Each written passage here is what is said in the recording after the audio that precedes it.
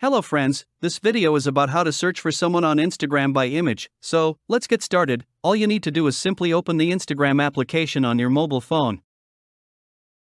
You can see that this is the home page of Instagram. Now click over the search option from the bottom bar of the page.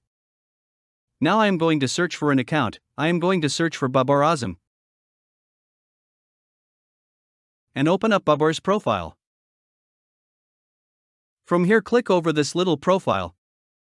And then you will be shown a menu with different options. Now click over the copy profile URL form here. The link is copied here. Now all you have to do is simply go back to Instagram, and then open up Google Chrome. In the search bar, just paste the copied profile link.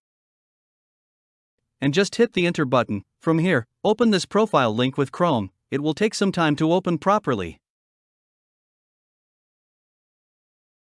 Once it opens, you will be able to see the details of this account. This was the easiest way to search for someone on Instagram by image. That's it for the fight now. I hope you learned something from this video. If you have any question, don't hesitate to comment down below. And thank you for watching.